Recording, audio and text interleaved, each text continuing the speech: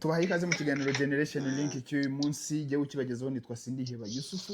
Ni ikiganiro kizajya gitambuka kuri iyi channel Generation Link, ndetse gishobora no kuzajya gitambuka ku zindi platform zitandukanye, haba kuri radio ndetse no kuri televiziyo. Ni ibintu tukirimo kubaka.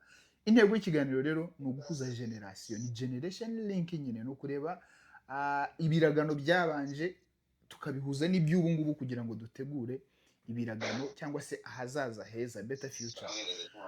Jewe rero uzabishobogezaho nitwa Sindiheba Yusufu, ariko ntagomba ndi njyenyine, mba ndi kumwe na timu ngari. Bizajya biterwa n'ikiganiro na topic yabonetse izajya iganirwaho, niho hazajya habaho guhinduka, nkaba naboneka cyangwa se simpinduke. Jewe nkaba naza mu kiganiro cyangwa se kikaba cyayoborwa n'undi muntu. Jewe rero ukibategura nkanakibagezaho nitwa Sindiheba Yusufu, nubwo nkuko nabibabwiye mba ndi kumwe n'indi timu ngari. Ariko kuri uyu munsi reka turebe cyane turebe ku makuru arimo acaracara hirya no hino. Hagiye havugwa inkuru ku mbuga nkoranyambaga zitandukanye, havuzwe ibintu bitandukanye cyane bishingiye ku byo uwitwa Ngabo Robin yavuze kuri Tom Close, avuga ko Tom Close ari umwe mu bantu bakabirijwe cyane kubera yuko ntabyo yaririmbaga. Ku ruhande rumwe Ngabo Robin urebye n'igihe ashobora kuba yaratangiriye gukurikirira ibijyanye na showbiz, ni ibintu bishoboka cyane kuba yabivuga. Nge numva ko ntawe akabaye amutera amabuye. Ariko nanone ku bantu bakurikiye umuziki hagati y'ibihumbi 2008 na 2015, Tom Close baramuzi, bazi ibyo yagiye akora bitandukanye. Ku murongo wa telefone turi kumwe na Tunga Peter, ni umwe mu bantu babaye mu myidagaduro cyane, yagiye akora ibiganiro bitandukanye haba ku maradiyo bya showbiz. Tunga Peter, turakwakiriye. Yego, murakoze cyane. Tunga, ngira ngo uri umwe mu bantu babaye mu myidagaduro, bafite n'amakuru bayifiteho cyane, ariko kandi wanabonye saga imaze iminsi ya Ngabo Robin na Tom Close, aho baba abahanzi baba ibyamamare, abantu batandukanye bagiye babigarukaho. Kuri wowe Ngabo Robin yavuze ukuri cyangwa Ngabo Robin yararengereye, yarakabije? Reka mbanze nsuze abantu badukurikiye muri kano kanya, hanyuma mbona ubugaruka kuri ino saga, cyangwa se ni ibintu abantu bamaze iminsi bagenda bagaruka nk'uko wari ubivuze, yaba bari muri showbiz ndetse n'abandi basanzwe cyangwa se abakurikiranira hafi ibijyanye na muzika nyarwanda. Ibintu bagiye bagarukaho ukabona ko ni ibintu batafashe neza. Ni ikiganiro uyu musore yakoranye no bita Taekwondo Ndahiro, ibyo bita niba ari one on one, nibwo yagarukagaho. Ni ikiganiro abagenda yereka abantu amafoto, ndakeka ari wabibabwiye. Hanyuma we yeretse ifoto nyine akavuga icyo azi, cyangwa se icyo azi ko uwo muntu bamweretse. Kandi yagiye kubereka cyangwa se yagiye kwereka izo foto, areba abantu nyine ufite icyo uziho, ntabwo areba abantu nyine atazi ko mufitanye ikintu muziranyeho. Ahangaha niho uwo bita Ngabo Robin yavuze ko Tom Close yamukurikiye cyangwa se yakurikiye umuziki we, ndetse anavuga ko ari n'umwe mu bantu batwaye Guma Guma, Primus Guma Guma Superstar, hanyuma amabuye agaterwa. Ariko none havuga ko umuziki we cyangwa se ari umwe mu bantu nk'uko wari ubivuze bakabirijwe, cyangwa se inkuru zababazweho nyine zakabyaga, zatumaga wenda umuntu bamufata nk'umuhanga ariko atari umuhanga. Avuga ko we rero umuziki wa Tom Close atawubonagamo ubuhanga, cyangwa se nta buhanga burimo. Avuga ko ari umuhanga kuba ari umuganga cyangwa se ari umudogiteri mu kwita ku bantu, kubavura, ibyo ari ubuhanga afite, atari ko mu muziki yaratubeshye. Bigo kiyabivuze. Ibyo rero ni byo byatumye bizamura amarangamutima y'abantu benshi bagiye batandukanye. Hari n'ibiganiro byagiye bikorwa nyuma ku ma YouTube channels agiye atandukanye, bagenda bibaza se ibintu yavuze birakwiye cyangwa ntabwo bikwiye. Nicyo rero wari uvuze wenda tuganireho muri kano kanya. Ntabwo ngiye kuvuga ngo birakwiye cyangwa ntabwo bikwiye, ahubwo ngiye kureba niba Robin muri kano kanya avuze gutya akavuga ko Tom Close mu muziki yatubeshye, cyangwa se atari umuhanga mu muziki. Ubundi ninde wemerewe gupima ubuhanga bw'umuntu mu kintu runaka? Yego, ninde ubyemerewe? Sibyo? Ubwo abadukurikiye baraza gusubiza muri commentaire bavuge ninde wemerewe gupima ubuhanga bw'umuntu runaka. Iba muri kano kanya tuzi ko ikintu kijyanye na kureri na oderi, ibintu nk'ibyo bijyanye no gusensinga, buri muntu asensinga ukwe. No opinion. yego ukuvuga ngo wowe uko ubibona bitandukanye n'uko mbibona, uko mbyumva bitandukanye n'uko nabyumva, cyo kimwe n'ubwiza. yego ibintu bijyanye n'ubwiza, ibintu bijyanye nagu, ushobora kunywa fanta umuntu akakubwira ngo kararyoshye, undi akavuga ati irabishye, urumva undi yanywa igitirimusi cyangwa se mitsingi akavuga ngo iraryoshye, undi akavuga ko ibishye. Kimwe n'amabara, umuntu ashobora kureba ibara wenda twe oranje cyangwa se umuhondo akavuga ko ari ibara ryiza, ariko undi akabona ko ari ribi. Yego. Hanyuma n'ikintu kijyanye n'ubuhanga rero, uretse wenda tugiye kureba ibyo abahanga bagenda bapima icyo bita amantuza ama IQ, wenda nibyo twareba tugapima ubuhanga bw'umuntu. Ariko noneho mu muziki, niba ari mu muziki ashobora kugushimisha, ashobora kuririmba rwose ukumva umuntu aravuga ati uyu muhanzi aririmba neza, nta n'umuhanzi mpana nkawe, sibyo?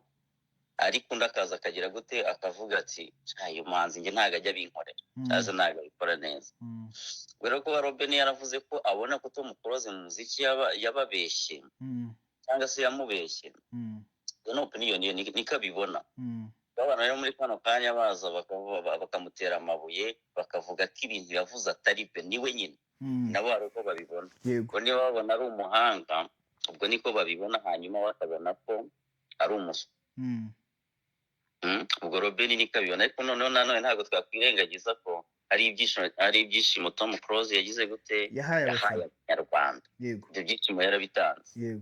Ariko ugiye no kureba muri abo ngabo yashimishije, ntabwo bose ibyishimo yabahaye byabahagije kimwe. Hari uvuga ati tuvuye wenda muri Primus Guma Guma Superstar, nese bose niko bamutoye 100% ze. Oya.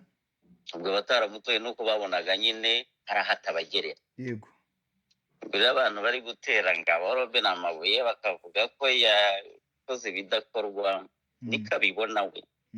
Noneho hari umuntu wagarutse warimo avuga ko bano bantu cyane cyane bano bamushyigikiye, barimo bashyigikiye Tom Close bagaragaza ko ngabo Robben yakabije, akavuga ati abo ba Alexis Muyoboke, ba David Bayingana, abo bose bagiye bagaragaza ko Tom Close yakoze ibintu birenze bihambaye, asohora indirimbo ntawamupostinze. Ni ukuvuga ngo bo bazamukiye kuri aka kantu. Ariko mu by'ukuri wenda tugarutse ku bijyanye n'umuziki wa Tom Close, yaba Tom Close yaba n'abandi bahanzi bo hambere, hambere hari urubuga rw'uko, ntabwo nabyita ko ari uko wenda umuntu yashoboraga kuba ari umuhanga cyane kugira ngo amenyekane, ahubwo bitewe n'uko n'ikibuga cyabaga kirimo n'abantu bake, nk'uko na ngabo Robben yabivuze, umuntu wagiraga amahirwe akabasha gukora yategwaga amatwi. No mu itangazamakuru ry'uyu munsi ngira ngo ni ibintu bigenda bigaragara ko hari abantu bagiye babona platform barayikoresha kubera guhora mu matwi y'abantu barabakunda. Ariko kandi atari uko ari abahanga barenze, ntabwo ngewe icyo nemeranyeho na ngabo Robben ni uko Tom Close atari umuhanga ku rwego rwo hejuru, kubera yuko nk'uko wabivuze, kuba umuntu yaba umuhanga, kuba umuhanzi yakundwa, kuba umuhanzi yakora ibintu byiza, ashobora kubikora ari byiza abantu ntibabikunde, kubera yuko turabaza abahanzi benshi bagiye batandukanye bakora ibintu ariko public ntibakire. Wari ugarutse kuri ako kantu ko kuba wenda muri icyo gihe urabona n'itangazamakuru ryari rike. Uyu munsi umuhanzi agira gutya akamamara kuri YouTube, ugasanga nta kinyamakuru kiri officiel arajyaho, kandi ukabona ko ibintu ari gukora ari byiza, ariko wenda yabuze aho amenera kugira ngo ajye ku gitangazamakuru bitewe n'ibindi bibamo wenda nashaka kuvuga muri kano kanya. Ntabwo bose baba bakinguriwe ayo marembo yo kujya mu bitangazamakuru. Uwo wagiyemo rero kuba yakora breakthrough abantu bakamumenya, ntabwo wenda ntabwo bimugira umuhanga kurenza babandi tutazi. Ahubwo nuko yagize gute, nuko yagize ayo mahirwe yo kubona hamenera akamenyekana. Rero mu gutangira umuziki kwabo bisa nkaho umuziki wari urimo usa nkaho wiyubaka uyu nguyu mushyashya tuzi, bitewe n'igihe igihugu cyari kivuyemo mu bihe bya jenoside yakorewe Abatutsi. Urumva ko basa nkaho bari barimo bakunda ibintu bishyashya, kugira amahirwe rero yo kubonaho amenera akumvwa. Ibyo ngibyo muri icyo gihe byamugiraga umuhanga. Ngewe icyo nashaka kukubwira nuko ntabwo nge ndafata ku mpande zombi. nari ndimo mvuga ko Ngabo Robin biriya yavuze avuga ati ntabwo yari umuhanga cyane Tom Close ku buryo ari umuntu akanavuga ko yakabirijwe. Nashaka kuguha urugero rw'uko umuntu wabashaga kugera kuri platform yazaga agakubita indirimbo igakundwa rwose kandi nta bintu birenze birimo. Ndaguha urugero uwo bita MC Mahoni Bone yakoze indirimbo bita Inyoni Yaridunze. Inyoni Yaridunze nta muntu utayizi mu gihugu hose, ariko se yari irimo iki? Nta kintu cyari kirimo. Ntacyo ariko nyine yabonye platform, yari umunyamakuru, noneho abantu bazamutse muri biriya bihe rero kugira ngo ubashe no kubyumva neza. Baba bano ba Alexis Muyoboke bari kuvuga, abantu ba David Bayingana. Icyo gihe ba David Bayingana bari abantu bari muri showbiz mu myidagaduro, na ba Mike Karangwa bose bigaga i Butare, biganaga na ba Tom Close. Alexis Muyoboke wari manager yiganaga n'abo bantu. Ngo gufata ryasaga ari nka hari itsinda rimwe ryihariye showbiz. Urumva ubwo bari bayifite mu itangazamakuru banayikora cyane rwose, bo bakoraga showbiz banayifite, mbese basaga naho bamaze kugota impande zose mu itangazamakuru. Kuba rero Tom Close yari kumenyekana, yaramenyekanye byo ni ibintu byumvikanaga. Ariko nanone tugarutse ku kundi kuri guhari muri biriya bihe, Tom Close yari umwe mu bahanzi beza bari bahari. Kuba Ngabo Robin yavuga ko Tom Close yabaye overrated cyangwa se yakabirijwe, nuko muri ibyo bihe tubanza twibaze Ngabo Robin muri ibyo bihe yari ari hehe? Ngabo Robin muri ibyo bihe bya 2008, 2009, 2010 ushobora gusanga atarumvaga na radio. Icyo ni ikintu gishoboka. Yego, ariko umuntu wumvisha umuziki muri biriya bihe, ndakubwiza ukuri, ngiye ndibuka mbona kuri televiziyo y'u Rwanda indirimbo ya mbere ya Tom Close, nabonye indirimbo yitwa Kuki ari kumwe na The Ben. Kuki no kureba iby'abandi, ibintu nk'ibyo. Yego, niyo nabonye yari indirimbo nziza. Muri biriya bihe rero zari indirimbo nziza, kubera yuko uramutse ufashe nanone ugafata abahanzi bari bariho kiragihe, ugafata imiziki basohoraga, kabone nubwo hari imiziki yasohokaga kiragihe urimo uzuga kompara n'iy'ubu ngubu, ugasanga nta kintu kirimo. None se reka dufate nk'iyi ndirimbo, iyi bayita yavuga ngo bene Adamu ntibanyurwa, bayita ngo iki? Ya Tom Close. Ya Tom Close. N'ubundi yitwa Bene Adamu. Bene Adamu ntabwo ndi kwibuka neza izina ryayo. Iriya ndirimbo Tom Close yasohoye, ayisohoye muri ibi bihe, akabona promosiyo. Iyi ndirimbo ntiyakundwa nkuko yakunzwe n'ubundi cyane, yakundwa. Ni indirimbo nziza. Rero ntabwo bivuze ngo kuba umuhanzi wenda hari bimwe mu bihangano yakoze ntibikunyure, ntabwo bisobanuye ko yakabirijwe. Ariko nanjye kuri side yanjye hari abantu nzi bagiye bahabwa platform badakwiye, akaza kubera yuko wenda afite access kuri media, akaza agatwika bikarangira. Urugero Syntax, Karabash Boy. Syntax yaraje aryamira izindi impano zitandukanye. Abana bari bafite impano nka sinzi wenda niba wenda twabashyira mu cyiciro kimwe, ariko ubwo tugarutse mu muziki wa za 2010, ntabwo Karabash Boy yatagira ruturu rimwe itangazamakuru yari kubona ahantu amenera, kubera yuko abana bari abahanga nka ba Elioni nani ba Arioni Victory. Yego, ndamubona baragiye barazima. Abana harabo bitaga ba Niyuriki, harabo bitaga ba yuwaririmbye ngo muhoza wanjye yita ngo iki, Pafuji, ba Pafuji barabana b'abahanga, ariko kubera kubura gisunika baragenda barazima. Igihari rero ngewe kuri side yanjye icyo mbona ni cyuko hagomba kubaho kuba wenda umuntu nka ari nabyo beho muri East Africa, kuba umuntu nka Diamond arimo atwika kuri ubu ngubu, nta nari muzigera wumva Diamond atesha agaciro Chameleone. Kubera ko Chameleone yihariye umuziki wa East Africa kuva 2001 kugeza nka 2018. Yarakoze mu gihe cye nyine, yakoze ibyo yasabwaga, yakoze ibyari bikwiye, yahaye abafana ibyo bari bamukeneyeho. Ngo rero kuba Bruce Melody cyangwa The Ben ashobora kuza agatwika, The Ben, Meddy bashobora kuza bagakora indirimbo zikaba hiti, ntabwo bisobanuye ko impara zitigeze zicuranga. Ntabwo bivuze ko impara nta kintu zakoze. Ni ukuvuga ngo nyine nibyo Bruce Melody ni igihe cye, impara nazo mu gihe cyazo zarakoze. Yego, icyo navuga n'ubundi umuntu aba ari nike cyangwa se aba ari we, ibyo byose niba yaragize iyo initiative yo kwinjira mu muziki akawukora, agasohora album imwe, agasohora iya kabiri, agasohora iya gatatu, agakomeza agakora imiziki, no kuvuga ko ibyo bintu ababikunda kandi abafite n'abamukunda. Hanyuma no kuba hari abatamukunda nabo baba bahari. Ntabwo umuntu ashobora gukundwa n'abantu bose. Ikindi mu muziki rero, buriya umuziki nawo ni ubucuruzi, nyine ni business. Iyo utamamaje ntabwo ucuruza cyane. Niyo mpamvu n'abo ba jene wenda abandi baba bahari bafite n'iyo tara cyangwa se bafite n'iyo mpano, ariko kubera yabuze uko yamamaza ibyo akora cyangwa se yabuze uko abigeza ku bakonshuma, ku bantu babyumva, ikarangira nyine atamenyekanye cyangwa se atawucuruje. Nicyo abahanzi baba basabwa, nta kindi. nawe umuntu ashobora no kuza akajya aririmba rimwe kabiri gatatu kandi ugasanga kubera byamamaye cyane rwose, ugasanga abantu barabikunze. Kuri kiriya kijyanye n'uko wenda abantu bateye amabuye Tom Close atwara Guma Guma, hariya habayemo ikosa ridashobora kubazwa Tom Close, kubera ko ntabwo kuri kiriya gihe, bitewe n'uburyo Guma Guma Primus Guma Guma Superstar yari iteguye, nkeka ni season ya mbere, maybe ko ari Primus Guma Guma Superstar season ya mbere.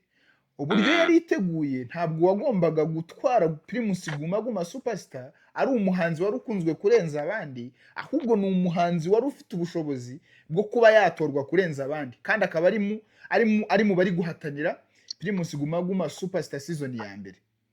Ni ukuvuga ngo hari harimo uburyo bwo gutora bakoresheje SMS.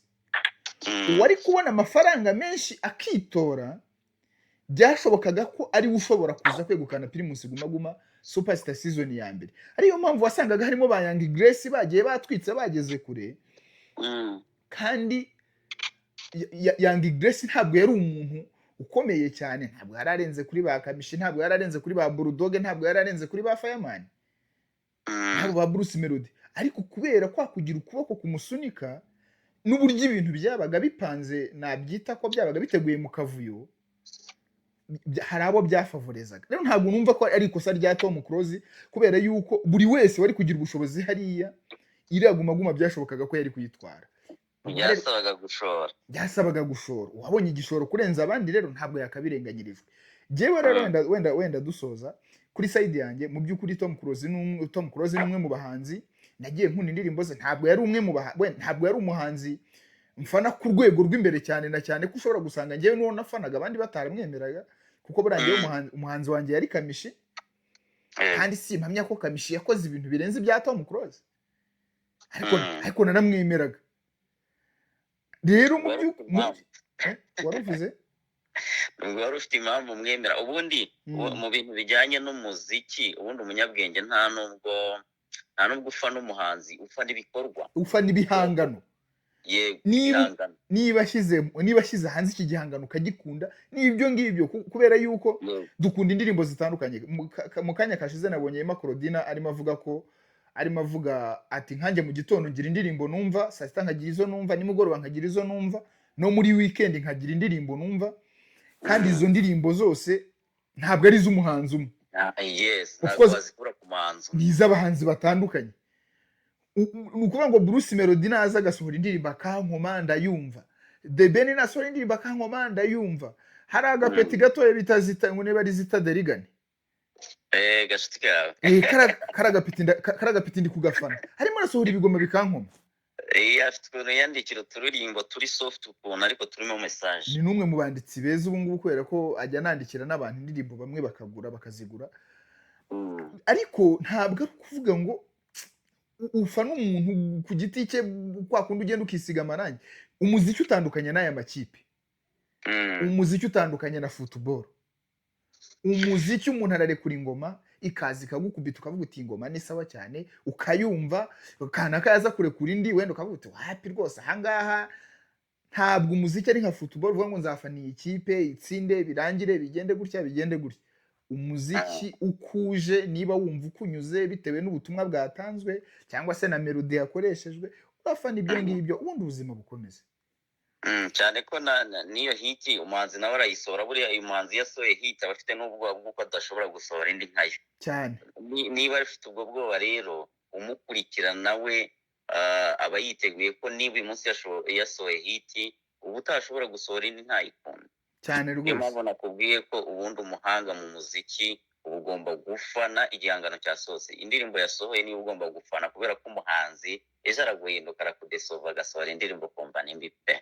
yego tunga wenda dusoza nibyo nari ndimo mvuga ko ngewe numva ko yabangabo Robeni kuba yaravuze biriya nkeka ko nta rundi rwango rwari rubirimo uretse ko na cyane urabona ntabwo cyane ko nta n'ahantu ahuriye wenda n'ibijyanye n'umuziki, ntabwo ari umuhanzi, yego uretse ko ari umujene akaba ari no mu zindi showbiz za siporo, arumva akazi ubundi umuziki ni n'ubuzima ntawe wabihungira, ariko noneho ntabwo ari muri business imwe n'abanyamuziki, yabivuze uko abibona cyane rwose.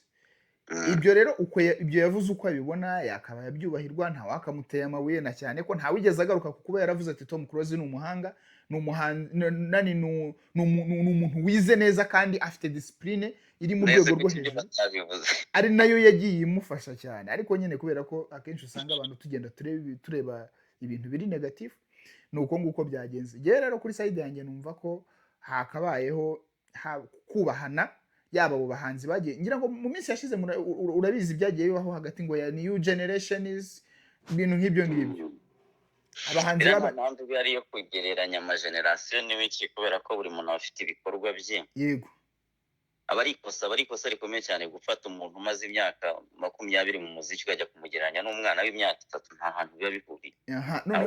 Icyo wakarebye ibyo bari guha abanyarwanda cyangwa se abakunzi b'umuziki, nta kindi. Yego na cyane ko hari igihe uyu nguyu urimo umugereranya nawe ushobora kuza wenda ukavuga ngo wenda n'urugero ukavuga ngo dufate urugero reka dufate Juno Kizigenza cyangwa se dufate wa mushuti wawe umwe mugufi cyane bamwita Kenisol.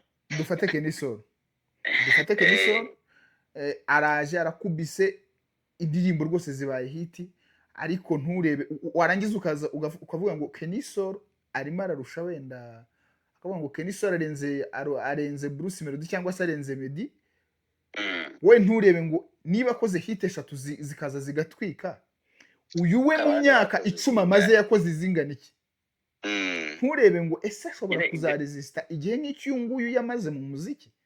Ibyo nibyo bita kureba hafi, urebye hafi kabisa bifatika. Tunga Peter, wakoze cyane. Ubutumwa busoza ku bakunzi ba showbiz. Abakunzi ba showbiz rero bajye bakira ibyo abahanzi babahaye, nta kindi. Ibyo byo kwirirwa ubagereranya, ibyo byo kwirirwa uvuga ngo Ngabo Robeni yavuze iki, ariko Ngabo Robeni ngenda namushimira, ubundi ni nagucya ni nagucya ntuza showbiz korwa kubera ko nk'aka kantu aba naze mukaba gatumye abantu bakanguka, ahubwo Tom Close burashatse yanamwicaza akamugurira agafanta akagasoma. Anafitanye indirimbo nshya na Pifura, yahise ategura indirimbo nshya na Pifura. Iyo nayo ni nka promotion aba yamukoreye cyane rwose, nkiyaza kumuvuga ibyiza gusa, izi nkuru ntago ziba zivuze cyane. Niyo mpamvu uzajya kubona ubone nka Diamond ngo yatandukanye na Zucungo byagenze gutya, hagiye batandukanye, ari kugira ngo nyine agume mu matwi y'iki y'abakunzi, akomeza avugwe. Yego nabyo bituma showbiz ishyuha. Ngabo Robeni ahubwo mu muhinda byoze. Tunga urakoze cyane, naho utaha mu biganiro bitandukanye. Generation Link ni akagaruka, turabakunda cyane. Mwakoze cyane. Sawa.